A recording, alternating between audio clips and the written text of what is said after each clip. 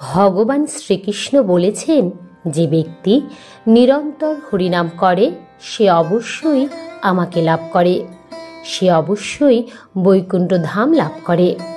যে ব্যক্তি নিরন্তর হরিনাম করে তার জীবনে অনেক কিছুর পরিবর্তন লক্ষ্য করা যায়। নমস্কার, ঈশ্বরতত্ত্ব চ্যানেলে আপনাদের সবাইকে স্বাগত। আমি দীপান্বিতা শুরু করছি আজকের এই ভিডিও। আজকের এই ভিডিও থেকে আমরা জানব হরে কৃষ্ণ হরে রাম মন্ত্রের মহিমা সম্পর্কে। এটি কেন প্রতিদিন পাঠ করবেন, পাঠ করলে কি ফল লাভ করবেন, এছাড়াও আপনারা জানতে পারবেন সর্বদা হরিনাম করলে মানব জীবনে কি কি লক্ষণ দেখা যায়। সম্পূর্ণ ভিডিওটি মনোযোগ সহকারে শোনার অনুরোধ রইল আপনাদের কাছে। আশা করছি ভিডিওটি আপনাদের সমৃদ্ধ করবে। ভিডিওটি শুরু করার আগে এই চ্যানেলে যারা নতুন তারা এই ধরনের ধর্মীয় ভিডিও পেতে চ্যানেলটিকে অবশ্যই সাবস্ক্রাইব করে রাখুন। তাহলে চলুন শুরু করা যাক আজকের এই ভিডিও। হরে কৃষ্ণ মহামন্ত্র ভক্তিযোগ ঐতিহ্যের একটি পবিত্র মন্ত্র। এটি একটি শক্তিশালী ভক্তিমূলক মন্ত্র যা ঐশ্বরিক শক্তি এবং আধ্যাত্মিক জাগরণকে আহ্বান করে। এটি ব্যাপকভাবে ভগবান শ্রীকৃষ্ণের সাথে সম্পর্কিত এবং আধ্যাত্মিক জ্ঞান এবং অভ্যন্তরীণ শান্তি অর্জনের সরাসরি উপায় হিসেবে এই মন্ত্রটি বিবেচিত হয়। মন্ত্রটি হল হরে কৃষ্ণ কৃষ্ণ কৃষ্ণ হরে হরে, হরে রাম রাম রাম হরে হরে। এই মন্ত্রের অর্থ ও তাৎপর্য চলুন জেনে নেওয়া যাক। হরে বলতে পরমেশ্বর ঐশ্বরিক শক্তি রাধা বা আধ্যাত্মিক শক্তি বোঝায়। কৃষ্ণ হল সর্বাকর্ষণীয় পরম ব্যক্তিত্ব ভগবান রাম। ভগবান বিষ্ণুর অবতার ভগবান রামকে প্রতিনিধিত্ব করে, যা আনন্দ এবং আনন্দের প্রতীক। ভগবান কৃষ্ণ বা ভগবান রামের আরেকটি নাম। চলুন এবার জেনে নিই এই মন্ত্রের উদ্দেশ্য এবং উপকারিতা। এই মন্ত্র জপ করলে মন শান্ত হয়, অভ্যন্তরীণ শান্তি আনে এবং ঈশ্বরের সাথে সরাসরি সংযোগ স্থাপন করে বলে বিশ্বাস করা হয়। শ্রী চৈতন্য মহাপ্রভু ব্যাপকভাবে প্রচার করেছিলেন এই মন্ত্র এবং পরে স্বামী প্রভুপাদ দ্বারা বিশ্বব্যাপী জনপ্রিয় হয় এই মন্ত্র। এই মন্ত্র আত্মাকে উন্নত করে, নেতিবাচক কর্মফল দূর করে এবং একজনকে ঐশ্বরিক চেতনার কাছাকাছি নিয়ে আসে। অনেক অনুশীলনকারী প্রতিদিন ধ্যান এবং জপের অংশ হিসাবে অথবা সমবেত গানে ও কীর্তনে এটি জপ করেন, যা ঐশ্বরিক প্রেম এবং সম্প্রীতির পরিবেশ তৈরি করে। এটি সার্বজনীন মন্ত্র, তাই ধর্মীয় ও সাংস্কৃতিক সীমানা অতিক্রম করে এবং যে কেউ এটি জপ করতে পারে। এবার চলুন জেনে নিই সর্বদা হরিনাম করলে মানব জীবনে কি কি লক্ষণ দেখা যায়। কোনো মানুষ যখন হরিনাম করে তখন সে বুঝতে পারে তার জীবনে কি কি শুভ জিনিস হতে চলেছে, কি কি ভালো জিনিস ঘটতে চলেছে। প্রথম যখন সে হরিনাম করে তখন তার মাথায় অনেক রকমের কুচিন্তা আসে। সে চোখ বন্ধ করে যখন হরিনাম করতে থাকে তখন তার সামনে অনেক কিছু খারাপ খারাপ জিনিস সে বুঝতে পারে, সে অনুভব করতে পারে, তার সামনে সেগুলো ছবির মতো চলে আসে। কিন্তু ভগবান বলেছেন, যে ব্যক্তি নিরন্তর হরিনাম করে সে অবশ্যই আমাকে লাভ করে, সে অবশ্যই বৈকুণ্ঠ ধাম লাভ করে। যে ব্যক্তি নিরন্তর হরিনাম করে তার জীবনে অনেক কিছু লক্ষণ দেখা যায়। সে লক্ষণগুলি জানার আগে আজকে আমি আপনাদের একটি ছোট্ট গল্প শোনাতে চলেছি। আশা করছি গল্পটি আপনাদের পছন্দ হবে। গল্পটি হলো নারদ মুনি এবং ভগবান শ্রী নারায়ণের একটি কথোপকথন। কিছু জানার উদ্দেশ্যে নারদ মুনি ভগবানকে কিছু প্রশ্ন করেছিলেন। ভগবান, হরিনাম করলে কি ফল প্রাপ্ত হয়? ভগবান নারায়ণ একটু মৃদু হেসে নারদ মুনিকে বললেন, নারদ মুনি, পৃথিবীতে গিয়ে যাকে সবার প্রথমে তুমি দেখতে পাবে তাকে এই প্রশ্নটি করবে। যথারীতি নারদমুনি মর্তে গিয়ে কিছু দূর যেতেই দেখলেন এক গোমাতা বিষ্ঠা পরিত্যাগ করছে এবং তার মধ্যে একটি কৃমি লাফাচ্ছে। নারদমুনি সেই কৃমির কাছে গিয়ে জিজ্ঞাসা করলেন, আচ্ছা, হরিনাম করলে কি ফল লাভ হয়? সঙ্গে সঙ্গে কৃমিটি মারা গেল। নারদমুনি ভাবলেন, আমার কারণে হয়তো কৃমিটি মারা গেছে। তিনি আবার বৈকুণ্ঠ লোকে ফিরে গেলেন। ফিরে গিয়ে সব কথা জানালেন তার আরাধ্য দেবতা ভগবান বিষ্ণুকে। ভগবান বিষ্ণু সব কথা শুনে বললেন, তুমি পূর্ব দিক বরাবর চলে যাও নারদ, দেখবে একটা গরুর বাছুর সেখানে হয়েছে, তাকে এই প্রশ্নটি করবে। নারদমুনি তখন নারায়ণের কথা শুনে যথারীতি পূর্ব দিক বরাবর গেলেন। সেখানে দেখতে পেলেন সত্যি একটি ছোট্ট বাছুর হয়েছে। নারদমুনি সেই বাছুরটিকে জিজ্ঞাসা করলেন, আচ্ছা, হরিনাম করলে কি ফল লাভ হয়? একথা শোনার সাথে সাথেই বাছুরটি মারা গেল। ভয় পেয়ে গেলেন নারদমুনি। মনে মনে বললেন, আমি শেষে কিনা গোহত্যার কারণে অপরাধী হলাম। ভগবান, তুমি সব কিছু জেনেও অন্তর্যামী হয়েও আমাকে এরকম একটা শাস্তি দিলে। তিনি তাড়াতাড়ি বৈকুণ্ঠ লোকে গেলেন এবং সেখানে ভগবান বিষ্ণুর সামনে উপস্থিত হলেন। তারপর তিনি ভগবান বিষ্ণু নারায়ণকে সব খুলে বললেন।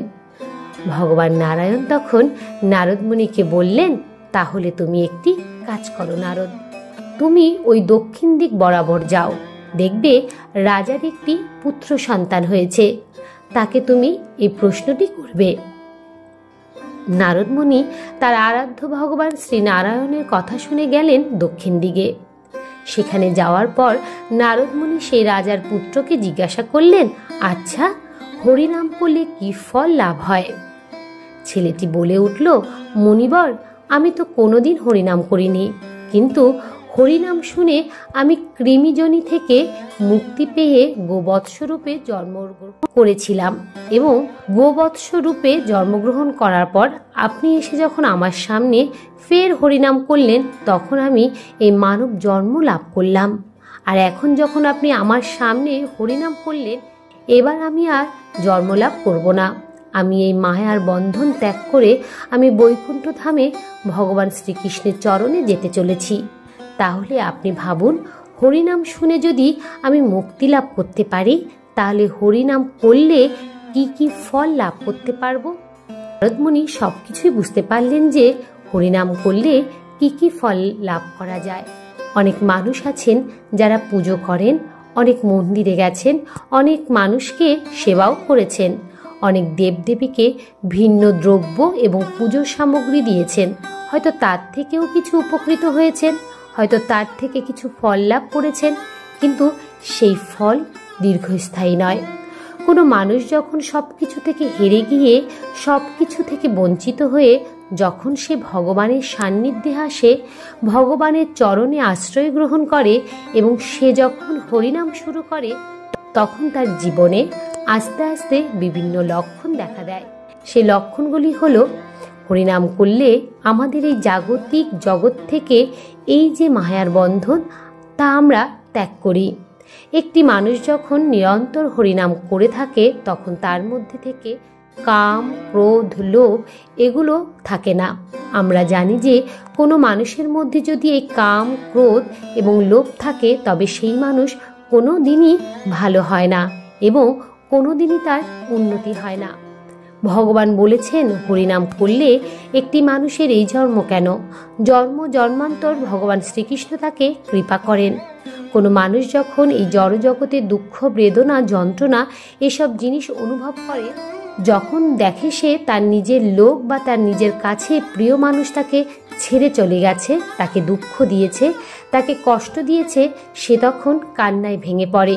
সে তখন ভাবে, জীবনে আমার বেঁচে থেকে লাভ কি? কারণ আমার সবচেয়ে প্রিয় মানুষ, আমার সবচেয়ে কাছের মানুষ আমাকে ছেড়ে চলে গেছে। সেই মানুষ যদি তখন ভগবান শ্রীকৃষ্ণের শরণাপন্ন হন এবং সে যদি হরিনাম করেন, তখন অবশ্যই তার জীবনে আর কোনো দুঃখ, যন্ত্রণা, বেদনা কিছুই থাকবে না। সে তখন আস্তে আস্তে এই জড়জগতের সত্যটা জানতে পারবে। আমার চোখের সামনে যা ঘটেছে, যা শুনেছি, এই সব কিছুই মিথ্যে। এই সব কিছুই একটি ছলনা মাত্র। এগুলো কিছুই আসলে না। আসল জিনিস তো মৃত্যুর পর থেকে শুরু হয়। ভগবান শ্রীকৃষ্ণ বলেছেন, যে যে আমার শরণাপন্ন হবে, এ নিরন্তর হরিনাম জপ করবে, তাকে যমরাজ পর্যন্ত গায়ে স্পর্শ করতে পারবে না। তার মৃত্যুর পর আমি নিজে আসবো তাকে নিয়ে যেতে বৈকুণ্ঠ ধামে। আমরা শুধুই এই জড়জগতে মিথ্যে জিনিসের পিছনে ছুটে বেড়াই কেন? অযথা সময় নষ্ট করি কেন? আমরা তো জানি, যখন কোনো মানুষের কাছে অর্থ থাকে না, তার পাশে কিছুই থাকে না, তার নিজের লোকও তাকে ঘৃণা করতে শুরু করে, কারণ তার কাছে অর্থ নেই। ভগবান শ্রীকৃষ্ণ তিনি সকলকে নিঃস্বার্থভাবে প্রেম করেন। আমরা তো সবাই জানি, ভগবান বারংবার ছুটে এসেছেন এই ধরাধামে, তার ভক্তকে ভালোবেসে তার ভক্তের কাছে তিনি এসেছেন। আমাদের যদি ভগবান এত ভালোবাসতে পারেন, আমরা কি ভগবানকে একটু ভালোবাসা দিতে পারবো না? আমাদের তো তিনি কিছু করতে বলছেন না, তিনি বলছেন শুধু তার নাম জপ করতে, তাকে প্রেম করতে, তাকে ভালোবাসতে, তাকে অনুভব করতে। আমরা কি এটুকুও করতে পারবো না? আমাদের কি এটুকু সামর্থ্য নেই? কোনো মানুষ যদি নিরন্তর হরিনাম করে, সে তার নিজের মধ্যে এক ঈশ্বরের শক্তি অনুভব করতে পারে, একটা আলাদা ক্ষমতা অনুভব করতে পারে। যে মানুষ সব সময় হরিনাম করে, সে কখনোই দুঃখ বেদনার মধ্যে থাকে না, সে সর্বত্র একটি আনন্দ অনুভবের মধ্যে থাকে, আনন্দ উপলব্ধির মধ্যে থাকে। যে ব্যক্তি নিরন্তর হরিনাম করে, তার সঙ্গে কেউ মিথ্যা কথা বলে চলে যেতে পারে না। সে বুঝতে পারে যে অপর ব্যক্তিটি মিথ্যে বলেছে। যে ব্যক্তি নিরন্তর হরিনাম জপ করে, তাকে কখনো মৃত্যু যন্ত্রণা ভোগ করতে হয় না। আমরা তো জানি যে প্রত্যেকেরই মৃত্যু যন্ত্রণা উপভোগ করতে হয়, অনুভব করতে হয় এবং শাস্তি ভোগও করতে হয়। কিন্তু সত্যি সত্যি যে শ্রদ্ধার সাথে নিরন্তর হরিনাম করে, তার কিন্তু মৃত্যু যন্ত্রণাও অনুভব করতে হয় না।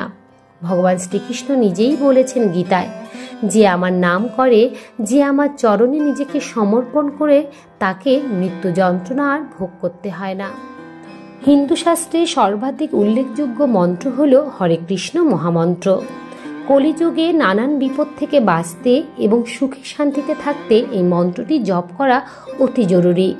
এই মন্ত্রটি জপ করলে আমাদের চারপাশে উপস্থিত সকল খারাপ শক্তির প্রভাবকে নষ্ট করতে সময় লাগে না। এই মহামন্ত্রে প্রধান কিছুর উপকারিতা আছে। সাকারাত্মক শক্তির প্রভাব এতটা বেড়ে যায় যে অশুভ শক্তির প্রভাব কমতে থাকে এই মন্ত্রের ফলে। পরিবারের সুখ সমৃদ্ধির ছোঁয়া লাগে।